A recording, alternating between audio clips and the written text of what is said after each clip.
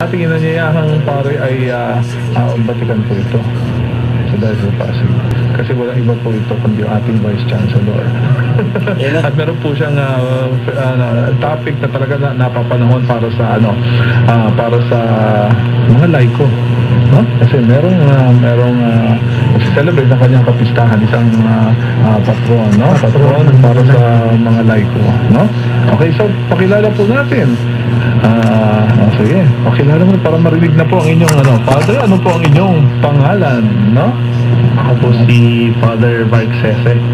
Okay, Parish priest ng Ina ng mga Dukha. okay, welcome, Father. At napakaganda po ng boses niya, no? Father Mark. Pagod pa po yan. Pagod po yan. Oo, galing tayo sa grabe, no? Pero very fruitful na ating seminar planning para sa Diocese of Pasig. Kumusta naman, Father? Ano bang pinakakaabalahan ninyo? Pinagpapatuloy yung mga programa mo doon sa iwang mong parokya sa Western Bikutan, sa Ina ng mga Dukha. Pinagpapatuloy natin. Ang ganda ng sinimulan mo, ika nga yung itinanim. Nakikita naman na namumunga at dapat madagdagan po ang bunga. Ito po yung paglago ng Kristiyanong komunidad, no? Tama po. Na sabi nga sa loob ng tinatawag nating BEC, pero isang bahan dun, di ba? Buhay na simbahan. Okay. Nandito po ako sa darating na linggo ay kapistahan ni San Jose Maria Escriva. Siya ay kilala bilang tagapagtatag ng Opus Dei. Yun, gusto ipakilala. Maganda ngayong taon ng ating mahal na obispo ay inanyayahan ng Regional Vicar ng Opus Dei sa Pilipinas, si Monsignor Carlos Estrada, upang pangunahan ang misa sa katedral ngayong darating na Sabado, alas 10 ng umaga. Sa Shambalo, Vergara. Okay. Kwento mo naman kami tungkol kay Saint Jose Maria Escriva. So, bibigay muna ko ng maiksing kanyang biography, no? So, si San Jose Maria Escriva ay isang paring Katoliko na isinilang noong January 9, 1902 sa Barbastos, Spain. Tinanggap niya ang banal na order ng pagkapari noong March 28, 1925 sa Saragossa. At noong... Pero paglilinaw, siya po ay isang diocesan priest, di ba? Parang katulad natin. Katulad natin. Father, bago ka magpatuloy, nakalimutan kong meron ka bang gustong batiin mo? Siyempre, minsan lang tayo ang pag-impose dito. Kanina, sinabi ko kasi sa mga dumalo ng misa, sabi ko babatiin ko kaya sa akin mga parishioner na nakikinig ngayon. Nakalimutan. Sa mga parishioner kung nakikinig ngayon sa Ina ng mga Dukha, sa magandang... At unique po ang pangalan ng Ina ng mga Dukha. Siya po ang si Mama Mary na pakita sa Banu. At sa pagkakalang ko, Father, ay ito lang ang kauna-unahang the only parish in the Philippines with the title na Ina ng mga Dukha. Kaya ngayon sa aking kapanahunan, maaaring nasa iyo na, ay maaaring pwede na po ito maging isang shrine. Tayo magdadasal. Okay. Sige, pagpatuloy po natin yung interesante po, diocesan priest po, no? Hindi po laiko si Monsignor Escriva. Noong October 2, 1928, sa inspirasyon ng May Kapal, naitatag niya pong Opus Dei. So ano nga ba ibig sabihin ng Opus Dei? So literally, ito salitang Latin na ibig sabihin ay gawa ng Diyos. Isang landas patungo sa kabanalang na mabatay sa pagganap ng gawaing profesional at pagtupad ng mga karaniwang tungkulin ng isang Kristiyano. So pag ginagawa na natin as a Christian, pagdarasal ng rosaryo, pagninilay ng salita ng Diyos, pagdadalo sa misa, pag-umpisal ng madalas, magawain natin, daan yan sa kabanalan. At yun ang binibigyan niya ng ng diin na kahit sino, no? Kahit sino, kaya sa kanyang katuruan, ay pwedeng maging banal. Siguro mamaya, papaliwanag pa natin po yung complete spirituality niya, no? Papatuloy ko muna kanyang buhay. Oo, tapos nung... Pero bago ko makakalimutan, no, yung bakit kaya palagay ninyo ay napunta dito yung kanyang special advocacy o kaya special apostolate na napunta sa laiko? Sa mga laiko. Oo. Especially sabi mo nga, professional. Di ba? Siguro yun yung sinabi kahit sa mga liham niya, sa mga panulad niya, sabi niya, it was really a divine inspiration, no? Inspirasyon ng may kapal.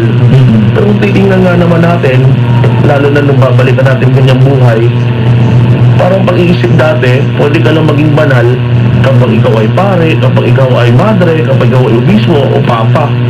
Pero bihirang Sa kanyang kapanahunan ba to? Sa kapanahunan niya, gano'n. Kaya, wala akong makakumasigo talaga ang Diyos may plano na para sa lahat na pwede maging banal ang kahit ordinaryong tao. Totoo nga naman, kasi lahat tumatay, bininyagan Tama. Ang binyag ay panawagan sa kabanalan. Kaya napapanahon napapanahon. Tama-tama yung he is a saint of today's times, no? Ipagpatuloy niya. Umanaw po siya noong June 26, 1975. Ang kagandahan dun sa buhay niya ay meron siyang malalim na debosyon sa mahal na Birhen. Palagi niyang binabahagi sa kanyang katekesis. Pag pumasok ka raw sa iyong bahay at sa iyong kwarto, pasok man umalis, tumingin ka sa imahe ng mahal na Birhen at magpaalam ka o batiin mo siya. Ang nangyayari doon, pumanaw siya sa araw na yung pagpasok sa kwarto niya in the front of the image of Our Lady. So yun ang unang huli niyang nasilayan ng mahal na Birhen bago siya pumanaw. Kaya nga, Father, may singit ko lang para doon sa may pelikula po siya pero hindi nakapangalan na Jose Maria Escriva. Ang pelikula po niya ay The Dragons. Ang layo ng title, The Dragons. Tapos, napanood mo ba to? Matagal na yan. Tatlong taon na po yata. So, yun talagang kanyang pinakita yan doon. Pinakita. Pati yung spirituality niya, nakukuha po natin doon na paano rin pinaliwanag ng director ang kanyang spirituality, no? So, patuloy ko lang, Father, noong October 6, siya po ay kinilala ng simbahan, diniklara ni Santo Papa Juan Pablo Ikalawa, no? October 6, 2002, ang founder, 14 years. Alam niyo po, sabihin ko etong first time ko makalabas ng bansa. Nag-volunteer pa ako noon during administration. At naalala ko, mga college student kami noon, binabalikan ko nga, sabi ko, tingnan mo nga naman ang bunga ng canonization ng we were 79 volunteers, young college students of the Philippines. Ngayon, mga 20 po kami tayo sa mga volunteer na ito. Saan ka po na nag-aaral, Father Mark? Nag-aaral ako noon ay kumukuha pa ako ng aking kurso sa ekonomiya sa University of Asia and Pacific. So, doon ko nakita na rin ang sabi ko, ang bukasyon ko, yun, nagmumubok na talagang sabi. Actually, yun din yung nakit na gusto kong isabihin gusto kong ipakita sa ating mga iparinig sa ating mga tagapakinig dahil ano rin po to si Father Mark in halfway na rito sa late vocation kasi college student na kasi ito nung pumasok. Bago siya yan, natin kayo na college student na college na kasi ito nung pumasok matapos nga ng kurso. Kaya makikita po natin dito, gusto kong balik yung sinabi niya na 70 kayo? 79. 79, tapos ngayon 20. Almost 20 pa. Almost 20 yung naging pare. Tapos yun. Yun yung mystery ng pagtawag So, kasi yun ang interest ko diba? Pero yung call to holiness kasi to na hindi lang naman tayo pero yung laiko yung laiko magandang pagbabahagi ni Father Mark. So, yung mula sa kanyang kamatayan, mga ilang taon bago siya proklaman na naging santo. Parang maiksi lang Hindi po, naging blessed muna siya po. Kung hindi po ako nagkakamali po, May 17, 1994, if I'm not wrong. At ano masasabi mo ngayon sa Opus Dei? Ilan ang member nito? Sa huli pong ng talaan ng sa Roma rin binabasyan natin kasi meron naman tayo sa mga diocese. Ang huli ko pong nakita parang nasa 87,000. Pero pinakamarami ko talaga sa kanila ay mga laiko, babae at lalaki. Gusto ko rin siguro mas maganda rin makilala nila kung saan ba yung mga Laiko. Oo, laiko ito. Bawa sa ating diocese o kaya sa Metro Manila. So mga laiko ito ay kung tutuusin, bahagi ng mga parokya natin. Okay.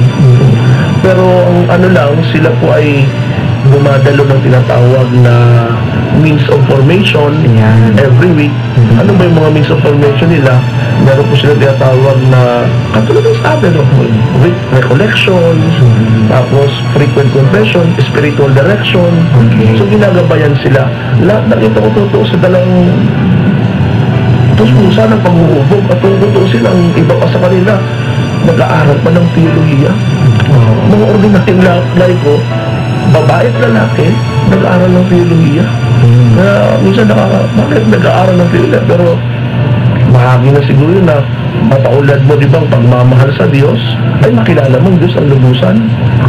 Kaya siguro, maganda tayo, mag-break muna tayo. Maganda dito, pag-usapan natin paano ang isang laiko ay tinatawag din sa buhay kabanalan.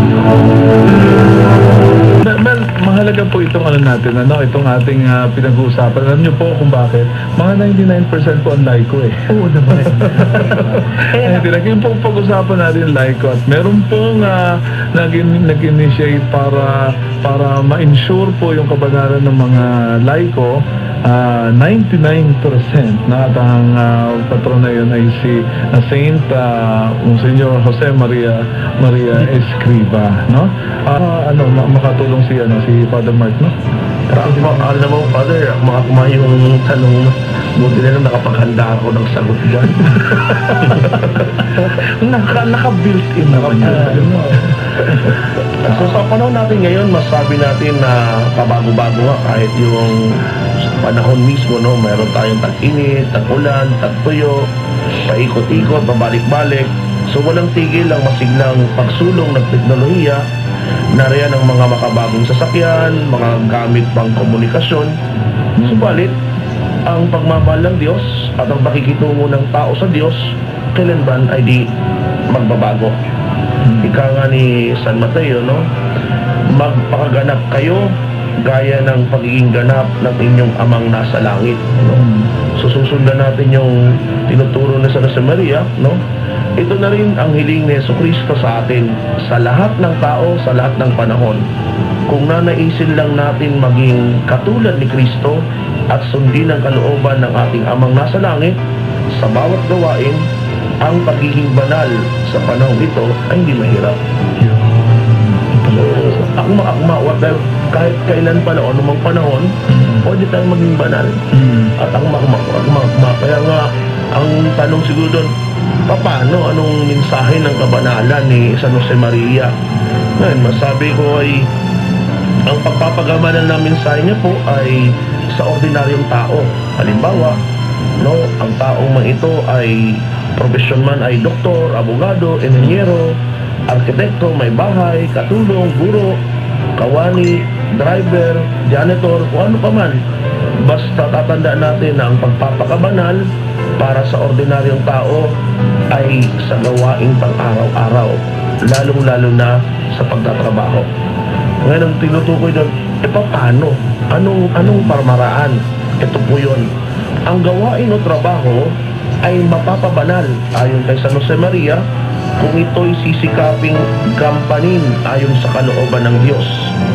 Sinabi niya nga na ang kauna-unahang kondisyon para mapabanal ang gawain ay gawin ito ng mahusay at pangalagaan ang mga maliliit na bagay. yung Gawin ng mahusay, gawin ng mahusay. Hindi yung basta, okay, pwede na yan, ganyan na yan. Hindi na mahusay. Saka even to the last detail. Yun ang ano niya talaga. Detail. At yun nga po talaga ng una kong nakilala, siguro sabihin ko yung Opus Dei sa Pilipinas na nakapasok ko sa mga bahay. Nakakatawag pansin. Kasi talagang hindi naman tumamahalin, yung napakalinis. Yun na nakakatawag doon ng pansin. Talagang ang mga maliit na bagay ay kanilang pinapangalagaan. Yun pala ay bahagi ng kanilang spirituality. Kaya Give your best. akala na rin mahal ka yun. Pero yun pala, araw-araw na pinapangalagaan. Parang yung sinasabing do ordinary things in an extraordinary. No? Actually po yung dakilang manunulat, si Scott Hahn, natin, meron siyang aklat, no? Ordinary ways, extraordinary face. Ayun, tulong, ganda. At yung librong yun, tumutukoy talaga pala sa spirituality ni San Jose Maria Escriva. Kaya tamang-tama. Saka gusto ko yung gusto ko yung sinabi kanina ni Father Mark, yung introduction ng spirituality ni San Jose Maria Escriva, yung lahat nagbabago pero may constant yung constant yung pagmamahal natin sa Diyos at yung pagmamahal sa atin ng Diyos, unang pagmamahal din natin sa Diyos at sa kapwa-tao syempre. Ito yung magandang para sa akin talagang pundasyon ng spiritual life dahil hindi talaga ito mababago kahit sa anong aspeto, kahit anong panahon, anong estado ng buhay, ay talagang papasok at papasok ito. At dito ko po gustong unawain kung bakit si San Jose Maria Escriva ay naging santo para sa mga laiko.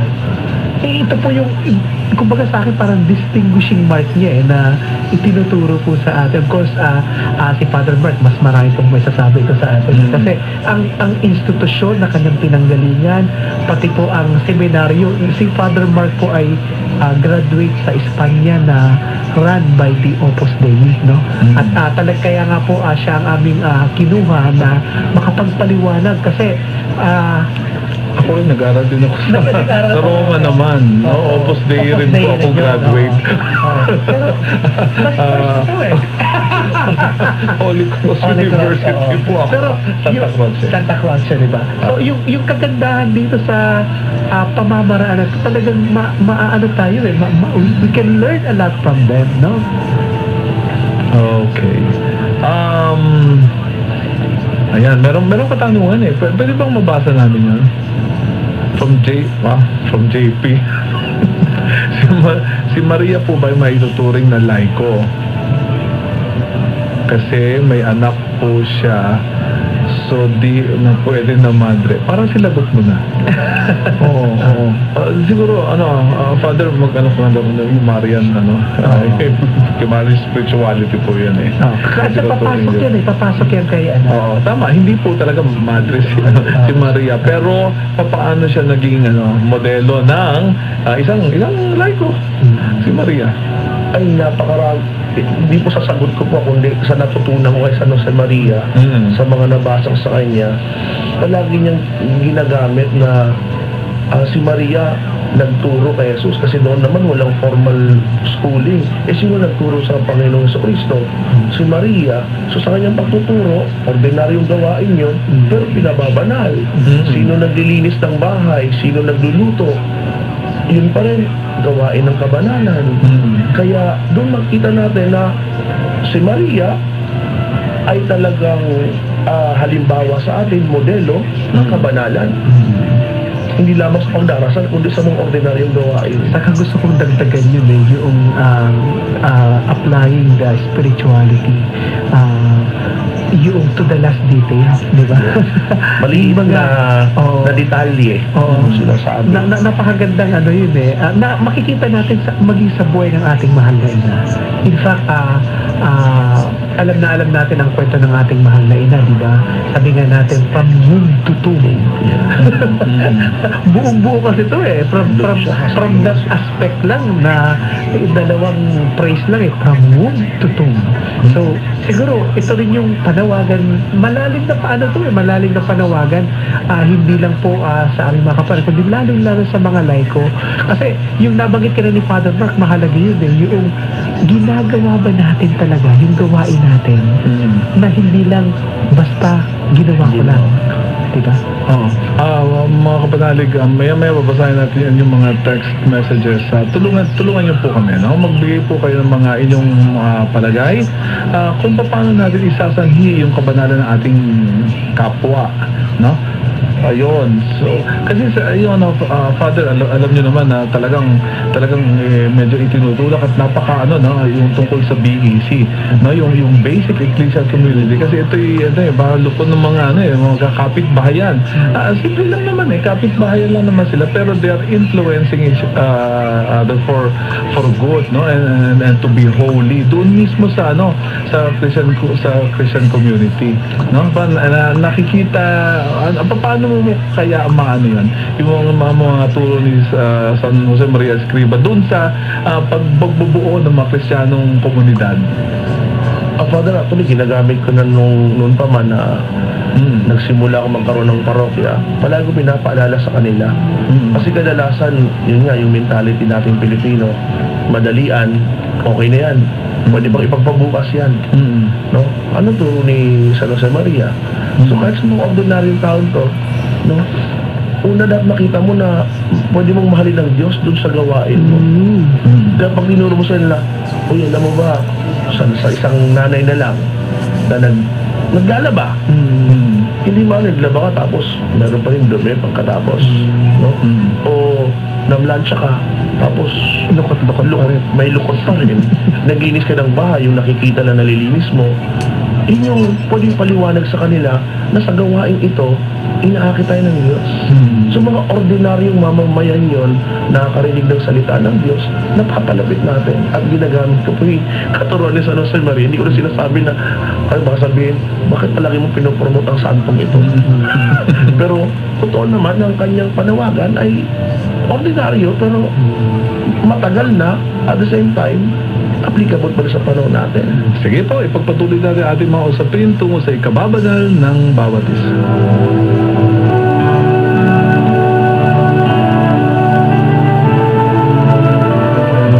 Hello, Father. 911.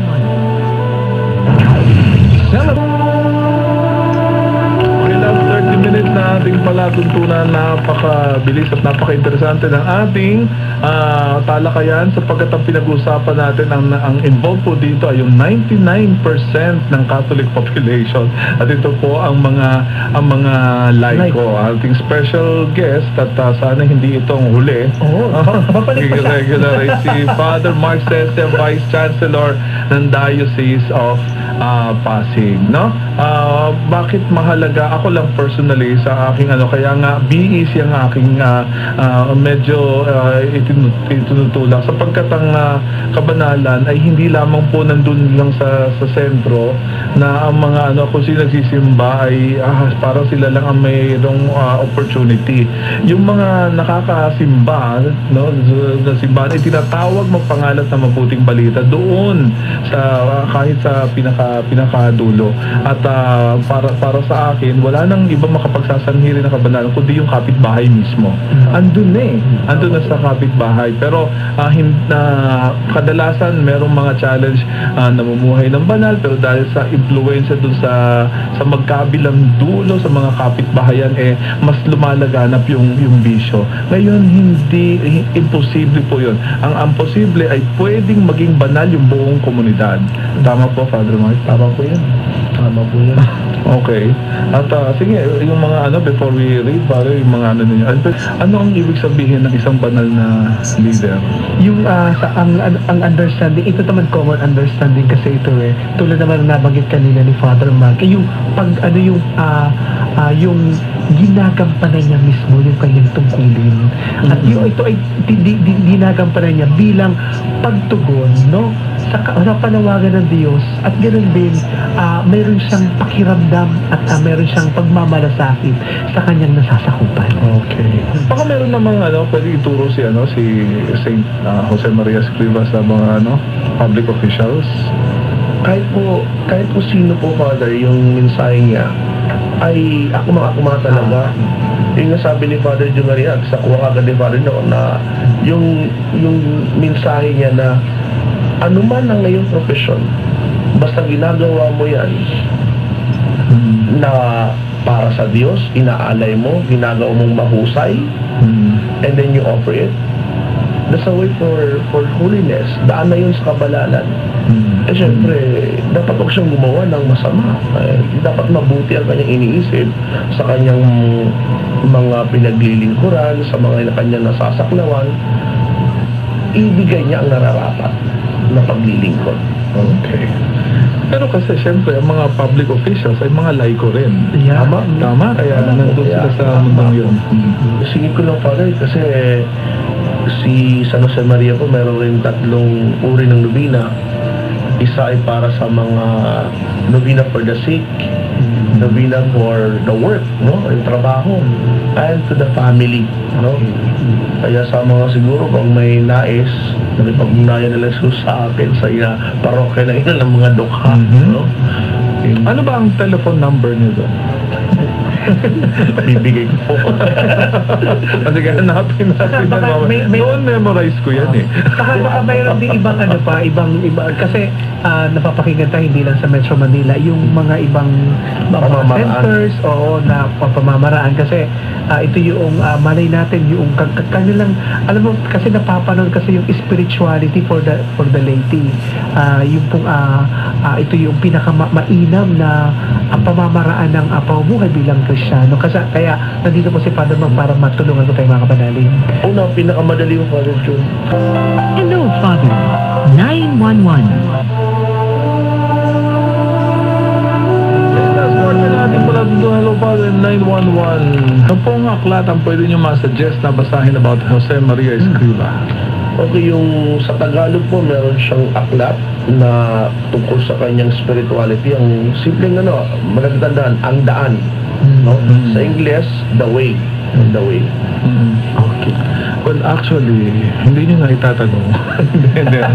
Hindi kasama doon sa spirituality ko nung kasi siyempre, nasa engineering ako eh. Pero kasama ako dun sa pumupunta ako dun sa center. Tapos spiritual books ko, majority spiritual books ko ay Opus Dei. Kaya sa madaling salita, ito na po, pari na po ako ngayon. Father, marami silang mga pare na engineer. Engineer ang dati nila, profesyon.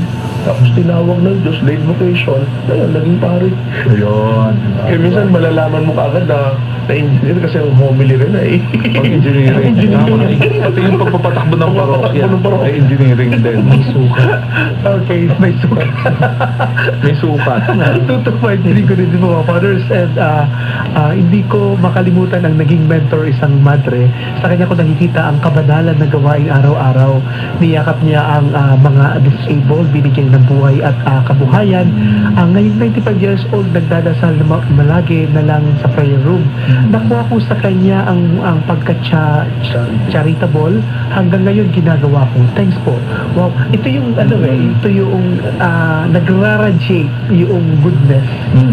At nakukuha din natin, May mga taong gano'n na nakaapekto sa atin, di po ba? Ayan. Sa totoo lang, ganyan din po yung natin medyo action really speaks louder than words at siguro para sa ating mga kaparayan talaga yun lang po ang talaga yung pagdarasal natin at the end of the day. Hindi lang po dun sa mga sinabi natin, yung contact po talaga ng buhay, yung mga pagsasalita. Very inspiring yung buhay ng mga santo at saka yung mga special people sa ating sa ating kapaligiran. Mula naman sa 2949, hello Father, ang pagiging Kristiyano ay pagsasabuhay ng buhay ni Kristo bilang isang laiko. Mabuhay po ang mga pari ng Diocese ng Pasig. Mabuhay din po kayo, no? At this point, baka meron kang gusto sabihin tungkol sa mga nanay at tatay. sa kanilang kababanal, ayon kay, Kay San Samaria. Oo. Kung gagawin lang po ng mga magulang ang kanilang tungkulin, no, sa pagpapalaki na una, responsibilidad. So una muna sa relasyon ng mag-asawa, na maging tapat sila sa isa't isa. Okay. Kasi pangako nila yun sa Panginoon. Ay yun, daan na kabalala kung maging tapat ka. Katulad sa atin, maging tapat rin tayo sa pangako natin ng magiging pare. Ang ganda ng binahagi kanina ni Father dun sa ating seminar. No? Naging pare tayo. Kaya, Meron ka bang masasuggest na mga centers dito sa Metro Manila? Yes. Saan sila pwedeng pumunta? ang siguro para mas madali, Father, ay ibigay ko na lang yung opusday.ph ang Ayun, website. yun. Nandun po lahat ang listahan, pati mga spiritual books, lahat you can download, no? So, Pakiulit rin, Father Mark. opusday.ph. Okay po. Yun lang, nandun lahat ang information. Pati ang mga listahan ng misa sa darating na kapistahan niya. Ayun. Nandun rin. So, kompleto na po yun. Okay, Father John? So may nababalita ka ba ng mga latest activity ng Opus Dei? Ano yung mga regular activities niya? May ino-offer sila? May ino-offer po sila, Father, katulad dun sa mga lay professional na lalaki. Open po yun sa kanilang centers, no? Makikita niyo uli yun sa website nila. Yung weekly Catholic Doctrinal Information na hindi ka lang, kahit hindi ka member, pwede kang dumalo doon. At doon talaga binibigyan nila ng pag-aaral at seryosong pag-aaral ng pagtuturo ng doktrina ng simbahan. And it's open for all. Kahit, actually, doon din po yung sabihin ko nga, isa sa mga naka-akit sa akin nang nasa college ako. Every Monday, may Catholic Doctrine Information. Ano ba ito? Ang dami kong tanong tungkol sa ating pananampalataya. Yung mga kami sa isang pare, gusto nga nagmula ang lahat ng kalaman niya. Ang ganda ng paliwanag. Kasi sa ordinaryong tao, ang dami po talaga nating tanong. No, kahit nga po para sa BEC, sa pag-iikot ko sa Kawan, mga simpleng tanong na matutugunan natin sa formation natin, mga formation programs ng parokya. Okay. Thank you. Tunay, wala na po tayong oras at tayo nagpapasalamat sa ating mga sa ating mga unang-una sa ating guest. Ayan, si Father Mark Cesar. Palakpakan natin. Salamat din po sa panyaya. Ito ang kanyang launching nito. Launching lang ito ng as long as there are lay people. Pag si Father Mark, no? Ang iyong last message para sa ating mga kahit maiksi lang in 30 seconds. Siguro wag po natin pamabayaan ang ating tungkulin araw-araw sa pagdarasal, no? At higit sa lahat, yung mensahe sa Jose Maria na pwede tayong maging banal kung pag-uusayan natin ang ating gawain. Maraming salamat po. Salamat po. Tayo po'y magdasal. Sa ngalan ng Ama, ng Anak, ng Espiritu Santo. Amen. Panginoon, kami nagpapasalamat sa sandaling ito na kami yung pinagbuklod-buklod. Muli po itinataas po namin ang aming mga dasalin sa aming pong mga kapanalig na naging kasama namin sa programang ito. Harinawa po ang munting pagbabahaginan at ang salita na ngayon ay namutawi sa aming puso't isipan ay maging gabay sa aming araw-araw na pamumuhay. Pinagdarasal po namin lalong-lalo na ang mga leader ng aming bansa na manunungkulan sa aming mga pamayanan. Ganun din po pinagdarasal po namin ang lahat ng mga ng simbahan, ang mga laiko lalong-lalo na siyang patuloy na nagiging katuwang namin ng kami ng mga kaparian na sa pamamaraan na ito, munting ugnayan at pagtutulungan, patuloy namin maisabuhay at magampanan ang panawagan niyo po sa aming lahat na kami maging banal. Samot dalangin po namin ito sa iyo, Panginoon, kasama ang aming mahal na ina, ang inang lain sa klono, ang ina ng mga dukat awa. Ito ay aming hinihiling sa ngalan ng Hesus Kristo, ang aming Panginoon. Amen. Pagpalain kayo lahat ng makapangyarihan Diyos, Ama, Anak at Espiritu Santo. Amen. Muli, maraming salamat sa ating mga texters at callers at pinagdarasal po namin kayo lahat. Ako po si Father Lito. Ako po si Father Jude. Ako naman si Brother Glenn. Ako po si Father Mark. Nagsasabing, Sumayin niyo ang katotohanan. Susunod na po